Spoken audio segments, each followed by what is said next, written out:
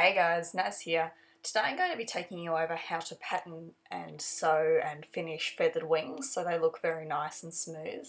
This is something that I thought I'd made a tutorial on, but I think I've just made a lot of tutorials about different elements of making wings, like bat wings or wiring wings, not actually making and patterning the wings themselves. So I thought this would be a handy tutorial, especially for some of you who are struggling with getting really professional looking feathered wings. So it's not too tricky, but there are a few steps that you need to remember. I've got the wing here that I'm patterning, so it's a Twilight Sparkle wing from the My Little Pony movie, so they have a lot more feathers, a lot more complicated than the standard wing that they have in the television show. So I thought that I would pattern this wing today just to show you sort of a more complex example.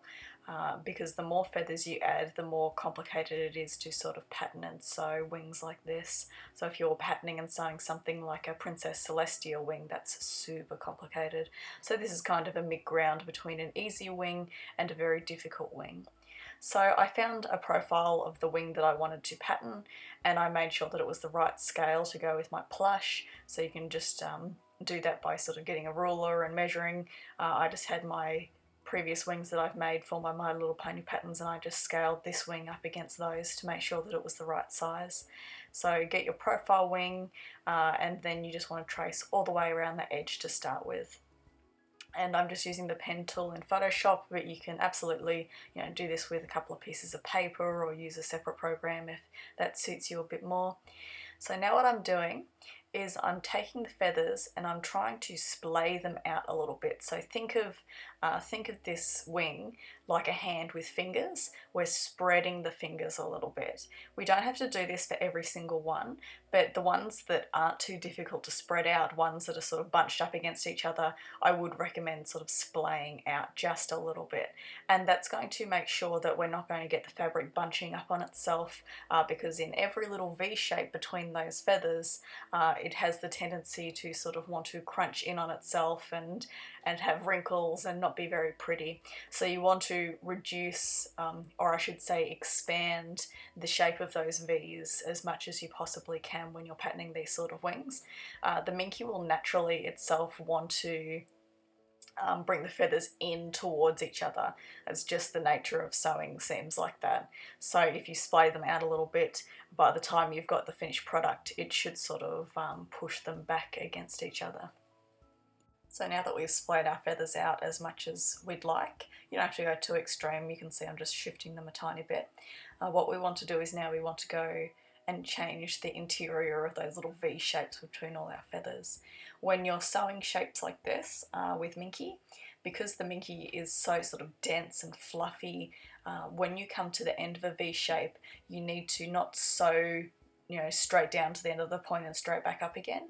You need to sew down, across and up, kind of like you're chopping off the end of that V. And that's sort of when you turn your wing inside out, that gives more room for that Minky to sort of spread out and not be bunched up at the end of this very sharp V shape. So it just helps with puckering.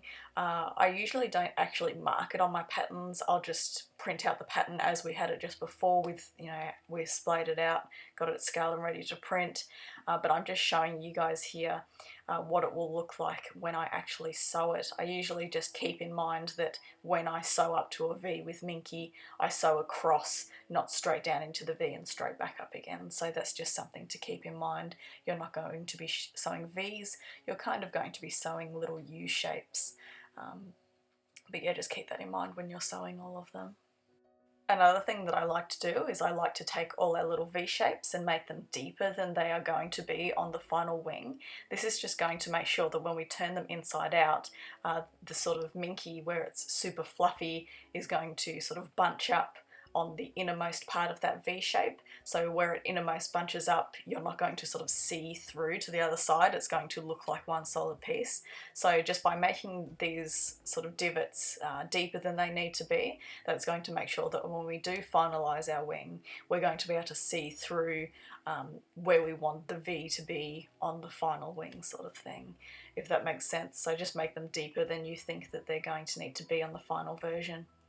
So I've cut all our pieces out that we need. So for one wing, we're going to need one piece of stabiliser and two of our wing pattern, one facing one way and one facing the other way on our Minky. This stabiliser that I'm using here I would highly recommend. I don't know a certain brand name of it, I just buy it from a wholesaler. It's called bag batting. So it's a kind of quilt batting that's used inside making handbags and things like that. So it's much more rigid, as you can see, than a normal piece of stabiliser. So we're going to put our Minky pieces together as you normally would, so the right sides facing together, and then we're going to lay those on top of our stabiliser and pin all three layers together to sort of make like a sandwich, and you're going to sew through all three of those layers, and then when we turn that inside out, that stabiliser piece will be on the inside. So you can see this is what it looks like when it's all pinned together. I use a lot of pins to just sort of stretch the Minky out on that stabiliser to make sure it's nice and flat. So now I'm just going to go ahead and sew all the way around this wing. I do have a tutorial on sewing wings in the hoop. If you've got an embroidery hoop that's big enough to fit your wing inside it, I would definitely recommend patterning and sewing stuff like this in your hoop. It's just much faster with all those sort of little V shapes. They can take a really long time to sort of meticulously sew and go around. So I'm just going to sew with my normal stitch length, 2.5 around sort of the longer edge of the wing, and when we come up into sort of the feathers and the V shapes, I'm going to take my stitch length down to 2, and that just makes my stitch length just that little bit sort of more dense and short and petite and easier to sort of maneuver inside those V shapes. So you can see here as we're going to come down to the V shape, we're going to stop at the end and we're going to pivot. We're going to go across a couple of stitches and back stitch that because that's a point of really high stress on the wing. It's very likely to pop if you don't reinforce the stitching on those little inner V/U shapes that we're sewing. So I like to sew over my glass head pins because they're very thin, but obviously, you know, do this at your own risk. It can be dangerous sewing over pins. So if that's not something you want to do, just take your pins out as you go. So again, instead of sewing that V shape, we're going to slow down as we get to the end. You might need to sort of adjust your pattern on the fly as you're sewing it. I sort of, you know, might sway a little bit left when going into the V, and then might, you know, go a little bit right when coming out of the V. Just to make sure that I can get those couple of stitches across. You can see on those ones that I've already sewn, they're not that straight V shape, they're kind of like that little U shape, and that's just going to make for a much neater wing. So if you want to see an example of a really complicated wing, you can go and watch my Princess Celestia making of video. That was an old sort of tutorial walkthrough video that I've actually made viewable for free for people. So if you go onto my YouTube channel, you should be able to find that video, and you'll see an extreme wing with, it's got like dozens of feathers on it, which was extremely difficult. So I did sew that inside my hoop because it would have just taken me hours and hours and hours to sew it manually. If I wasn't filming this for you guys, I probably would have sewn these wings in the hoop as well, just because it's much faster and your wings are going to come out exactly the same, you know, stitch by stitch, exactly the same. But I just wanted to show you guys here how I can sew these, you know, sort of in the traditional way with just a regular straight stitch, because it does essentially give the same result, it just takes a lot longer. You can also choose to double stitch your wings if you'd like, especially when you're making huge wings or wings with lots and lots of feathers. It can be a good idea to go around and stitch this whole thing again with another straight stitch, just because when you're turning out each of these individual feathers, they're quite prone to popping seams. So unless you're really careful, that's something that just can give them an extra level of strength, and they're less likely to pop, and you have to, you know, do some ladder stitching when they're turned the right way out. So I've sewn all the way around this wing with all my feathers, going through all the layers, and you could choose to leave a gap to turn it inside out, maybe on the, you know, side sort of seam of the wing or wherever you think is appropriate. But for these wings here, I'm just going to cut them at the front because I'm going to have a secondary layer of feathers covering the front.